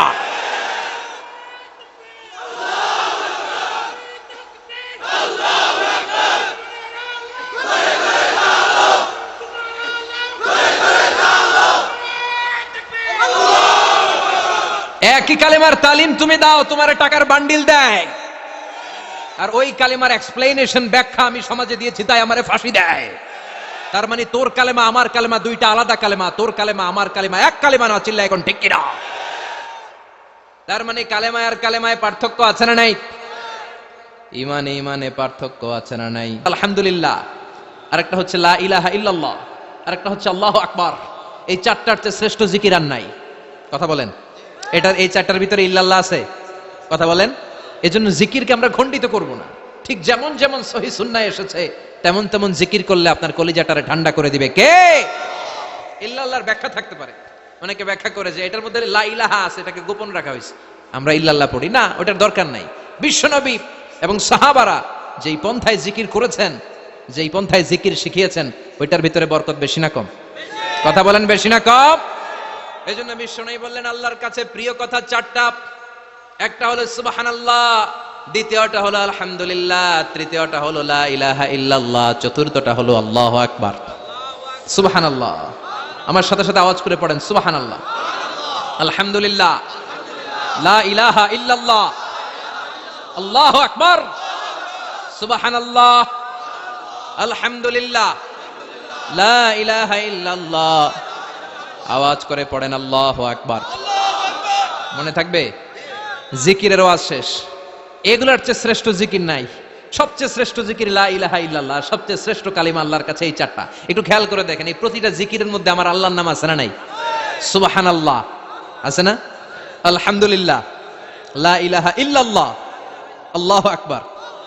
আল্লাহ ছাড়া আল্লাহর নাম থাকবে না যেই শব্দের মধ্যে ওই সমস্ত নাম আর হুই হুই হুই হুই এগুলো দিয়ে কোনো জিকির করা যাবে। আবার আব্দুল্লাহ ইবনে আমর ইবনুল আস বর্ণনা করেন, বিশ্বনবী যখন জিকির গুলো করতেন, আমি বিশ্বনবীকে দেখেছি বিশ্বনবীর আঙ্গুলের কড়ায় জিকির গুনতেন। সুবহানাল্লাহ পড়েন। দেখতেছেন আমার হাত দেখা যায়? দেখা যায়, দেখা যায়। রাআইতুন নাবিয়্যা, আব্দুল্লাহ ইবনে আমর ইবনুল আসের বর্ণনা, রাআইতুন নাবিয়্যা ইয়াকিদু তাসবিহা বিয়ামিনিহি, আমি বিশ্বনবীকে ডান হাতের গিড়ার ভেতরে তাসবিহ গুনতে শুনেছি, তাসবিহ গুনতে দেখেছি। সুবহানাল্লাহ পড়েন। এখন আমরা লম্বা তাসবিহ ছড়া নেই না, এটা জায়েজ, কিন্তু শ্রেষ্ঠ হচ্ছে হাতের গিড়ায় গণা। এই প্রতিটা গিড়া in the day of judgement আপনার পক্ষে সাক্ষী দিবে। মনে থাকবে? কিভাবে গুনবেন? বা হাতে না ডান হাতে? ডান হাত উঁচু করেন সবাই, এইভাবে। নামাজ শেষ, আল্লাহু আকবার পড়ে 3 বার ইস্তেগফার পড়ে গণা শুরু, এইভাবে সুবহানাল্লাহ, ঠিক আছে? এরপর আলহামদুলিল্লাহ, এরপর আল্লাহু আকবার। সবাই রাজি তো? সবাই রাজি? আল্লাহ তুমি কবুল করো। আরো জোরে পড়েন আমিন। তাহলে আমরা তাওবার পদ্ধতি জানলাম, কেন আমরা ইস্তেগফার পড়বো জানলাম, এরপরে জিকিরের খুঁটিনাটি জানলাম। এবার কেমন করে আল্লাহর কাছে দোয়া করবো এটাও জানার দরকার আছে না নাই? বিশ্বনবী বললেন, দোয়া মুখুল ইবাদা, দোয়া হলো ইবাদতের নির্যাস। যে দোয়া করে না সে কিছুই করে না। তিরমিজির আরেক বর্ণনায় বিশ্বনবী বললেন, আদ-দুআউ হুয়াল ইবাদা, দোয়াটাই হলো ইবাদত। দোয়াটাই ইবাদত। ধরেন আমি দোয়া করা শুরু করলাম, এটাই ইবাদত। নামাজ যেমনি ইবাদত, জিকির যেমনি ইবাদত, হজ করা যেমনি ইবাদত, দোয়া করাটাও। এজন্য প্রতি নামাজের শুরুতে দোয়া আছে না নাই? সূরাতুল ফাতিহার আরেক নাম সূরাতুদ দোয়া, দোয়ার সূরা। আমরা প্রত্যেকবার সূরা ফাতিহা যখন পড়ি, আমরা পড়ি ইহদিনাস সিরাতাল মুস্তাকিম। সবাই পড়েন ইহদিনাস সিরাতাল মুস্তাকিম। ও আল্লাহ, আপনি আমাদেরকে সরল সঠিক পথ দেখান। পড়েন আমিন। ও আল্লাহ, show us the right path, show us the correct path, show us the middle path. আল্লাহ মধ্যম পন্থা দেখান, মাঝামাঝি রাস্তাটা দেখান, সিরাতুল মুস্তাকিম দেখান। আমাদেরকে রাস্তা দেখায় কে? কথা বলেন না। আমরা যদি পথ ভুলে যাই, পথ দেখায় দেয় কে? আমি যদি কোনদিন পথ ভুলে যাই, হাত ছানি দিয়ে কাছে নিও, মমতার বন্ধনে আমায় বেঁধে সব ভুল ক্ষমা করে দিও। আমি যদি কোনদিন পথ ভুলে যাই, হাত ছানি দিয়ে কাছে নিও, মমতার বন্ধনে আমায় বেঁধে সব ভুল ক্ষমা করে দিও। আমি যদি কোনদিন পথ ভুলে যাই, পড়েন, হাত ছানি দিয়ে কাছে নিও, মমতার বন্ধনে আমায় ডেকে সব ভুল ক্ষমা করে দিও। চিল্লায় পড়েন আমিন। আরো জোরে আমিন। এজন্য বিশ্বনবী বললেন যে দোয়া বাদ দিল তার সব বাদ। কারণ দোয়া দিয়ে নামাজ শুরু, দোয়া দিয়ে সব শুরু, দোয়াটাই হলো ইবাদত। চিল্লায় বলেন ঠিক কিনা? আর দোয়া সিলাহুল মুমিন, দোয়া হচ্ছে মুমিনের উইপেন, অস্ত্র, মুমিনের বড় অস্ত্র। যেখানে সবকিছুর দৌরাত্ম্য শেষ, ওইখানে দোয়ার দৌরাত্ম্য শুরু। যেখানে সবকিছুর কারিশমা শেষ, ওখান থেকে দোয়ার কারিশমা শুরু। এরকম অনেক ক্যান্সারের মতো দুরারোগ্য ব্যাধিতে আক্রান্ত, ডক্টর ফাইনালাইজ করে দিয়েছে বাঁচবে না, 2 মাস বাঁচবে। কয় মাস? কথা বলেন। মাত্র 2 মাস সে বাঁচবে। তারপরেও দেখা গেছে লোকটা 7 বছর বেঁচে ছিল। আছে না নাই? দোয়া, দ্য পাওয়ার অফ দোয়া। Everything is prewritten, but by supplication is it's rewritten. সবকিছুই আগে লেখা থাকে। মহাবিশ্ব সৃষ্টির 50,000 বছর আগে আমাদের ভাগ্যে কি ঘটবে সব লিখে রেখেছে কে? সব অপরিবর্তনীয়, কিন্তু এই তাকদিরেরও কিছু জিনিস আল্লাহ চেঞ্জ করে দেয় দোয়ার বরকতে। এজন্য দোয়া করার দরকার আছে না নাই? মায়ের কাছে দোয়া চাবেন, মায়ের দোয়া আল্লাহ ফেরায় না। মজলুম ব্যক্তির দোয়া আল্লাহ ফেরায় না, মুসাফিরের দোয়া আল্লাহ ফেরায় না, যিনি রোজা রেখে দোয়া করেছেন তার দোয়া আল্লাহ ফেরায় না। এজন্য বেশি বেশি আল্লাহর কাছে দোয়া করতে রাজি আছেন তো? কিন্তু দোয়াটা হইতে হবে সিনসিয়ার, একনিষ্ঠ দোয়া। অনেকে দেখবেন দোয়াও করে ওদিকেও তাকায় আছে, জুমার নামাজে প্রায় হয়, বিশাল দোয়া, দোয়াও করতেছে আবার এদিকে, আছে না নাই? আবার দোয়াও করে মোবাইলও টিপে, কথা কন। আবার আমরা আলোচনা শেষে দোয়াও করি, পোলাপাইন সেলফিও তোলে, আছে না নাই? সিনসিয়ারিটি নাই। আপনার কি পরিমাণে সিনসিয়ারিটি আছে এটার উপর ডিপেন্ড করবে আপনার দোয়া কবুল হবে কি হবে না। একজন দোয়া করলে মুহূর্তে কবুল, চোখ বন্ধ করলে আল্লাহর আরশে চলে যায়, মদিনার সাথে ওর কানেক্টিভিটি বেড়ে যায়, আল্লাহর সাথে কানেক্টিভিটি বেড়ে যায়, সে ফিল করে সে আল্লাহর সাথে কানেক্ট হয়ে গিয়েছে। আর আরেকজন দোয়ার মধ্যে খুঁজা কিছু পায় না, আছে না নাই? তো দুই দোয়ায় পার্থক্য আছে না, কথা কন। এজন্য সম্মানিত ভাইরা, দোয়াই যখন করবেন সিনসিয়ারলি করবেন, কানেক্টিভিটিটাকে স্ট্রং করার চেষ্টা করবেন। সিনসিয়ার দোয়া is like a missile. Missile নাম শুনছেন? হামলা করে না, মিসাইল হামলা করেছে ইসরায়েল, শোনেন নাই? মারলে একেবারে ধ্বংস করে যায় সব। এই মিসাইল হামলা, ড্রোন হামলা, এগুলো লক্ষ্য বস্তু ভেদ করে ভয়ঙ্কর ভাবে, ইঞ্চি ইঞ্চি, মাইক্রো ইঞ্চি মেপে মেপে এমন ভাবে এই বোমাটা মারবে, ঠিক জায়গা মতো এটা ফিট হয়ে যাবে। তেমনি দোয়ার মতো আপনি যদি দোয়া করতে জানেন, একনিষ্ঠতার সাথে সিনসিয়ারিটি সাথে যদি দোয়াটা করে ফেলতে জানেন, এই দোয়া মুহূর্তে আল্লাহর আরশে যেয়ে নক করবে। সুবহানাল্লাহ পড়েন। আর মুমিনের দোয়া কখনো ফেরত যায় না, দোয়া করলেই মুমিনের দোয়া কবুল করে নেয় কে? আপনি জীবনে যত দোয়া করছেন সব কবুল। All of your supplications are accepted. Whatever you have supplicated to your Lord, যাই চেয়েছেন সব কবুল। অনেকে বলে হুজুর এটা একটা কথা কইলেন, সব দোয়া বুঝি কবুল? কত দোয়া করলাম, জীবনে কত কিছু চাইছি, কই কিছুই তো দেয় নাই, এরকম আছে না নাই? অনেকে বলে হুজুর কত চাইলাম আল্লাহ আমারে দিল না। 5টা আল্লাহ মেয়ে দিয়েছে, একটা ছেলের জন্য কাবাঘর ধরেও দোয়া করে আসছি, হাজরে আসওয়াদ ধরে দোয়া করে আসছি, মুলতাজামে দোয়া করে আসছি, আরাফাতের ময়দানে দোয়া করছি, কই আল্লাহ দিল না। আর আপনি ওয়াজে কোন যত দোয়া করছেন সব কবুল করে নিছে কে? কন্ট্রাডিক্ট হয়ে গেল না? আমি বললাম সব দোয়া কবুল, আর আপনারা কইতেছেন কই কত কিছু তো পাই নাই। আল্লাহর দোয়া কবুল করার 3টা পদ্ধতি আছে। কয়টা? আপনাদের জিমানি আসছে? কথা শুনতেছেন তো? 3টা পদ্ধতিতে তিনি দোয়া কবুল করেন। চিল্লায় বলেন কয়টা? আপনি দোয়া করা মাত্রই আল্লাহ দোয়াটা অ্যাকসেপ্ট করে নেয়। আল্লাহ বলে accepted, rejected he never shed your সাপ্লিকেশন is rejected. তোমার দোয়া রিজেক্ট করে দিলাম, এটা আল্লাহ কখনো বলে? সুবহানাল্লাহ পড়বেন না? দোয়া করা মাত্রই কবুল করে কে? তবে 3টা পদ্ধতিতে করে। চিল্লায় বলেন তো কয়টা? যখনই যা চাইবেন আল্লাহ বলে দেব দেব দেব, দেব না কখনো বলে না। 3 পদ্ধতিতে কবুল হয়। পদ্ধতি নাম্বার 1, কোন বিষয় আল্লাহর কাছে চাইলেন, দোয়া করলেন, আল্লাহ বলে দেব দেব বলেই তিনি দিয়ে দেয়, ফলে আপনি পেয়ে যান, আপনি খুশি। সুবহানাল্লাহ পড়েন। পদ্ধতি নাম্বার 2, আপনি আল্লাহর কাছে কিছু চাইলেন, আল্লাহ তখনও বলে বান্দা তোরে দেব, রিজেক্ট করে দিলাম এটা বলে না, দেব তবে এখন না, লেটার অন, একটু দেরি করে, পরে দেব। কখন দিলে আমার জন্য ভালো, আমার চেয়েও ভালো জানে কে? তাইলে মাঝে মাঝে সাথে সাথে দেয়, মাঝে মাঝে দেরি করে দেয়। পদ্ধতি নাম্বার 3, আল্লাহর কাছে দোয়া করলেন, আল্লাহর কাছে কায় মনোবাক্যে চাইলেন, তখনও আল্লাহ বলে বান্দা আমি দেব, তুই নিরাশ হইস না, তবে এখন দেব না, দেরি করেও দেব না, কিয়ামতের কঠিন ময়দানে যেদিন বিপদে পড়ে যাবি ওই দিন দেব। যেদিন পিতা সন্তানরে চিনে না, সন্তান পিতারে চিনবে না, পীর সাহেব মুরিদরে চিনবে না, মুরিদ পীর সাহেবরে চিনবে না, মুসল্লি ইমাম সাহেব চিনবে না, ইমাম মুসল্লি চিনবে না, নেতা কর্মী চিনবে না, কর্মী নেতারে চিনবে না। চিল্লা এখন ঠিক কিনা? কেউ কাউরে চিনবে না, কেউ কাউর কোনো উপকার আসতে পারবে না। ওই কঠিন দিনে তোরে আমি দেবরে গোলাম। তাহলে এই যে এতগুলা দোয়া ছোটবেলা থেকে আনটিল টুনাইট, এই রাত পর্যন্ত যে দোয়াগুলো আল্লাহর কাছে করছেন, লস হয়েছে? চিল্লায় বলেন লস হয়েছে না লাভ?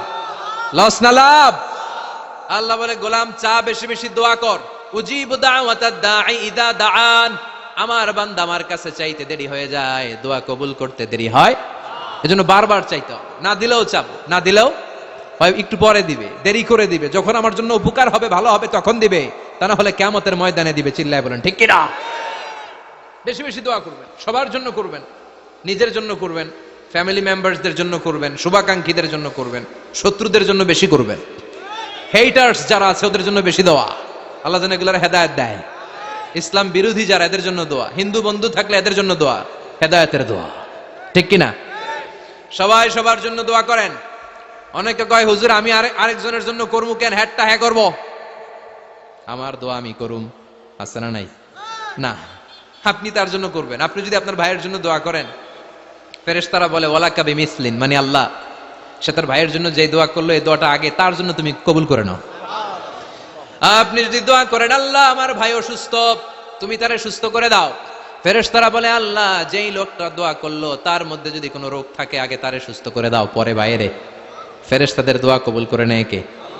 আপনার দোয়া কবুল হইতেও পারে নাও হইতে পারে, কিন্তু ফেরেশতারা আল্লাহর কাছে দোয়া করলে এটা কবুল হবে না? আপনি যদি দোয়া করেন আল্লাহ আমার ভাইয়ের আর্থিক অবস্থা খুব খারাপ, তারে ধনী বানিয়ে দাও, ফেরেশতারা বলে ওয়ালাকা বিমিসলিন, ও আল্লাহ এই দোয়াকারী তার ভাইয়ের জন্য যেই দোয়াটা করেছে আগে তার জন্য দোয়াটা কবুল করে নাও। সুবহানাল্লাহ পড়েন। এজন্য বেশি বেশি দোয়া করতে রাজি আছেন? বারবার চাইবেন, সকালে বিকালে দুপুরে রাতে শীতকালে গ্রীষ্মকালে সব সময় আমরা দোয়া করব কার কাছে? আল্লাহর কাছে। বারবার চাইলে আল্লাহ খুশি হয়ে যায়, বারবার না চাইলে আল্লাহ রেগে যায়। দুনিয়ার সিস্টেমের একেবারে বিপরীত। আমি যদি এই ভাইয়ের কাছে কোন একটা বিষয় নিয়ে আজকে যাই, ভাই আমারে 1000 টাকা দেন, বিপদে পড়ছি, দিল 1000 টাকা, নেন বিপদ সারেন, উদ্ধার হন। এক সপ্তাহ পরে আবার ভাইজান বড় বিপদে আছি, 1000 টাকা, তারপরে উনি লজ্জায় করে দিবে, আসছে যখন দেই। পরের সপ্তাহে আবার মিয়া সাহেব 1000 টাকা, ওই দিন বলবে ভাই 1000 নাই 500 নিয়ে যান, কথা কন। এর পরের মাসে যদি বলি ভাই বিপদে পড়ছি, দিবে নাকি? লাঠির বাড়ি আছে না নাই? প্রতি সপ্তাহে সপ্তাহে তোমার বিপদ, কথা কন। তার মানে এই দুনিয়ার সিস্টেম হচ্ছে একটা বিষয় নিয়ে বারবার কারো কাছে যাওয়া যায় না, চাওয়া যায় না, শরম লাগে, কথা কন। কিন্তু আল্লাহর সিস্টেমটা একেবারে উল্টো। আল্লাহর কাছে বারবার না চাইলে তিনি রেগে যায়। তিরমিজির বর্ণনা, ইন্নাহু মান লাম ইয়াসআলিল্লাহ ইয়াগদাব আলাই, যে ব্যক্তি কোনো বিষয় নিয়ে বারবার আল্লাহর বিরক্ত করে না তার উপর আল্লাহ রেগে যায়। আর বারবার চাইতে যে লোকটা আল্লাহরে বিরক্ত করতে চায় তার উপর আল্লাহ খুশি হয়ে যায়। এজন্য চাবেন আল্লাহর কাছে আজকে থেকে, চাবেন। দোয়া করলে যে কবুল হয় বিশ্বাস হয় মুসলমান। নেক আমলের ওসিলা দিয়ে দোয়া কবুল হয়। আপনার জীবনে যদি কোনো নেক আমল থেকে থাকে, যে নেক আমলগুলো আপনি আল্লাহর সন্তুষ্টির জন্য করেছেন, আমি আজকের মাহফিল আল্লাহর নামে একটা কসম কেটে বলে যাই, ওয়াল্লাহি আল্লাহর কসম করে আমি আপনাদের বলছি, আপনার জীবনের এমন কোন নেক আমল যদি থাকে যে আমলটা শুধুমাত্র কেবলমাত্র আপনি আল্লাহকে খুশি করার জন্য করেছিলেন, ওই নেক আমলের ওসিলা দিয়ে দোয়া করতে দেরি হবে, দোয়া কবুল হতে দেরি হবে। বিশ্বাস হয়? সন্দেহ লাগছে মনে হয়। বিশ্বাস হয় সবার? নেক আমলের ওসিলা, ওই নেক আমলটা শুধুই হয়েছে কার জন্য? চোখের পানি ছাড়ছিলেন এক রাতে আল্লাহর ভয়ে, কাউরে দেখানোর জন্য না, ওই নেক আমল। রাত্রিবেলা হেঁটে যাচ্ছিলেন মসজিদের পাশ দিয়ে, দেখলেন দান বাক্স লেখা, কেউ নাই, কচকচে 500 টাকার নোট বের করে ঢুকাই দিছিলেন। এটা হচ্ছে শুধু আল্লাহরে দেখানোর জন্য নেক আমল, ঠিক কিনা? আল্লাকা সিররুন ইনদাল্লাহ বাইনাকা আনতা ওয়া বাইনাল্লাহ, আল্লাকা সাদাকাতুন তাখফা লা ইয়ালামুহা ইল্লাল্লাহ, আল্লাকা সিররুন ইনদাল্লাহ বাইনাকা আনতা ওয়া বাইনাল্লাহ, আল্লাকা সাদাকাতুন তাখফা লা ইয়ালামুহা ইল্লাল্লাহ। সুবহানাল্লাহ পড়েন। আল্লাকা সিররুন ইনদাল্লাহ, তোমার আর তোমার রবের মাঝে গোপন কিছু আছে কি যেটা আল্লাহ ছাড়া কেউ জানে না? তোমার কি কোনো গোপন দান আছে কি যেটা আল্লাহ ছাড়া কেউ দেখেনি? সুবহানাল্লাহ পড়েন। এমন কোন আমল যে আমলটা আপনি করেছিলেন শুধু আল্লাহর খুশির জন্য, ওই আমলের ওসিলা দিয়ে দোয়া করলে কবুল করবে কে? বিশ্বাস হয়? সহিহ বুখারীর বর্ণনা, সালাসাতুন ফিল গার, বনি ইসরাইলের জামানায় 3 জন লোক সফরে বেরিয়েছে। বানোয়াট ঘটনা না, এটা বুখারীর ঘটনা। সফরে বেরিয়েছে, মরুভূমির মাঝখানে প্রতিমধ্যে প্রচন্ড তুফান আর বৃষ্টি থেকে বাঁচার জন্য এর একটা পাহাড়ের গুহার ভেতরে ঢুকেছে। হঠাৎ থান্ডার, বজ্রপাত, বিজলি, মুষলধারে বৃষ্টির পানিতে পিচ্ছিল হয়ে উপর থেকে বিশাল প্রকাণ্ড একটা পাথরের খণ্ড এসে গুহার মুখের মধ্যে আটকে গিয়েছে। যেই গুহার মুখ দিয়ে তারা ঢুকেছে ওইখানে বিশাল একটা পাথর গড়িয়ে উপর থেকে বলল, অন্ধকার, ভিতরে কোনো আলো নাই, কোনো জনমানব নাই, বাঁচানোর কেউ নাই, কিচ্ছু দেখা যায় না, ঘুটঘুটে অন্ধকার, বাইরে থেকে আলো আর অক্সিজেন যে আসবে ওই সুযোগটাও নাই। তিনজন বুঝে গেল আমাদের মৃত্যু এখানেই হবে, আমাদের কঙ্কাল গুলো শত শত বছর এখানে পড়ে থাকবে, কেউ উদ্ধারের জন্য আসবে না, ঠিক কিনা? বাঁচানোর কেউ নাই, অক্সিজেন যতটুকু আছে কিছুক্ষণ পরে এটাও শেষ হয়ে যাবে। তিনজনের একজন বলল আমাদের বাঁচানোর কেউ নাই, একজন ছাড়া তিনি কে? আমাদের তিনজনের জীবনের এমন কোন নেক আমল আছে কিনা যেটা দিয়ে আল্লাহর কাছে দোয়া করা যায়? কার জীবনে কি নেক আমল আছে যেই নেক আমলটা দুনিয়ার কোনো মানুষকে দেখানোর জন্য করা হয় নাই, শুধু করা হয়েছে কার জন্য? এরকম কোন নেক আমল থাকলে দোয়া করা শুরু করো, এছাড়া আমাদের বাঁচার কোনো উপায় নাই। একজন দোয়া করা শুরু করলো, হাদিসে লম্বা একটা হাদিস, আমি সরল বঙ্গানুবাদ শোনাচ্ছি। একজন দোয়া করা শুরু করলো, একজন বলতে শুরু করলো, আল্লাহুম্মা কানা লি আবাওয়ান শাইখান কাবীরান, ও আল্লাহ, আমার বৃদ্ধ বৃদ্ধা মা বাবা ছিল, আমি পেশায় ছিলাম রাখাল, প্রতিদিন রাখালগিরি করার পরে ছাগলের দুধ দোহন করার পরে যখন বাসায় ফিরে আসতাম সবার আগে আমি আমার আব্বা আম্মারে দুধ খাওয়াতাম। আব্বা আম্মাকে দুধ খাওয়ানোর পরে আমার সন্তানদের মুখে, আমার স্ত্রীদের মুখে আমি দুধ তুলে দিতাম। একদিন আমার আসতে দেরি হয়ে গেল, এসে দেখি আব্বা আম্মা ঘুমিয়ে গেছে। দুধের বাটি নিয়ে আমি আব্বা আম্মার মাথার সামনে দাঁড়িয়ে রইলাম, মনে মনে ভাবলাম আব্বা আম্মা যখন ঘুম থেকে জাগবে আব্বা আম্মারে আগে আমি দুধ খাওয়াবো, তারপরে ছেলে মেয়েরে খাওয়াবো, স্ত্রীদেরকে খাওয়াবো। দাঁড়িয়ে রইলাম, আমার ছেলে মেয়েরা এসে আমার কাছে বললো আব্বা খাবার দাও, আমি দেই নাই। ক্ষুধার জ্বালায়, ক্ষুধার যন্ত্রণায় পাগল পাড়া হয়ে আমার কলিজার টুকরা ছেলে মেয়েগুলো আমার পায়ের মধ্যে পড়ে কাঁদতে লাগলো, আব্বা একটু দুধ দাও, ক্ষুধা লেগেছে।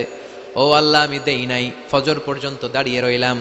ফজরের সময় যখন আব্বা আম্মা ঘুম থেকে উঠলেন সবার আগে আব্বা আম্মারে দুধ খাওয়ালাম, তারপরে ছেলে মেয়েদের মুখে তুলে দিলাম।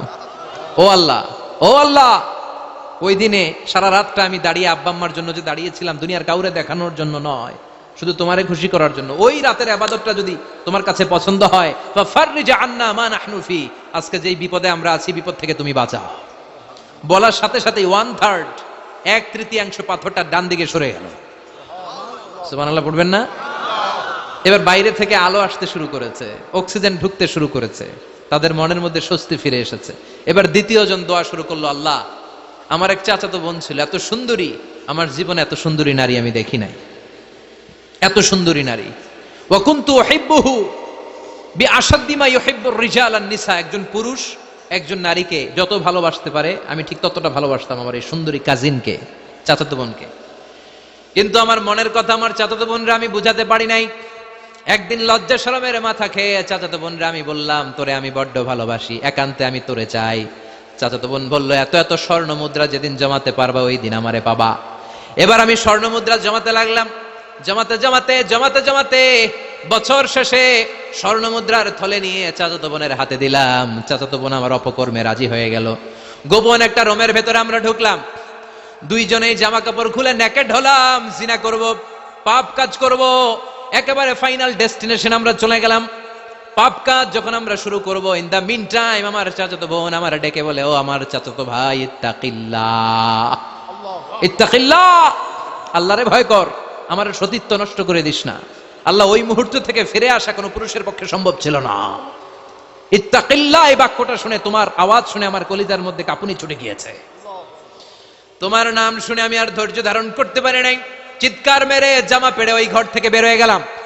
ও আল্লাহ, শুধুমাত্র কেবলমাত্র একমাত্র তোমার ভয়ে ওই দিন আমি আমার চাচাতো বোনের সাথে পাপ কাজে লিপ্ত হই নাই। আল্লাহ রে, ওই দিনের আমলটা যদি তোমার দরবারে কবুল হয়ে থাকে, আজকের বিপদের দিনে তুমি আমাদের বাঁচাও। বলা মাত্রই এই দোয়া আল্লাহর কাছে এত কবুল হয়েছে, কারণ আল্লাহর ভয় এটা পৃথিবীর সবচেয়ে বড় ইবাদত। চিল্লায় বলেন ঠিক কিনা? যাদের হৃদয়ে আছে আল্লাহর ভয়, তারা কভু পথ ভুলে যায় না। আল্লাহর প্রেম ছাড়া এই দুনিয়ায় কারো কাছে কোনো কিছু চায় না, ঠিক কিনা? আল্লাহর ভয় আল্লাহর কাছে সবচেয়ে বড় প্রিয় ইবাদত। আল্লাহর কাছে দোয়াটা এত পছন্দনীয় হয়েছে, মুহূর্তের মধ্যে 2/3 পাথরটা গুহার মুখ থেকে ডান দিকে সরে যায়। 2/3 পাথর এখন সরে গিয়েছে। এবার তারা বেরোতে চেষ্টা করলো, দেখা যায় হাত বেরোয়, কারো পা বেরোয়, মাথা বেরোয়, কিন্তু পুরো বডিটা নিয়ে বেরোয়া যায় না। বাকি আছে কয়জন? কথা কন। এবার 3 নাম্বার লোক দোয়া করতে শুরু করেছে, আল্লাহ ইন্নী ইস্তাজারতু উজারা ফাদাফাতু সামানাহুম। আল্লাহ আমি অনেকগুলো শ্রমিক ভাড়া করেছিলাম, তাদেরকে দিয়ে কাজ করিয়ে তাদের ঘাম শুকিয়ে যাওয়ার আগে প্রত্যেকটা শ্রমিকের পারিশ্রমিক আমি দিয়ে দিয়েছি।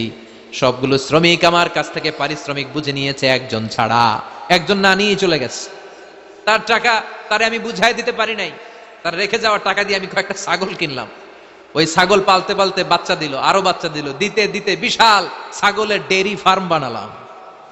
1 যুগ পরে ওই শ্রমিক এসে বলে, হে আমার মালিক, 12 বছর আগে তোমার কাছে কাজ করেছিলাম, টাকা কিন্তু নেই নাই, টাকা দাও। আমি বললাম, ওই যে বিশাল ছাগলের বড় একটা ডেইরি ফার্ম দেখা যায়, পুরো ডেইরি ফার্ম তোমার, ডেইরি ফার্মটা তুমি নিয়ে যাও। শ্রমিক আমারে বলতে লাগলো, তাস্তাজিউ মিন্নি, আমার সাথে ঠাট্টা করো নাকি?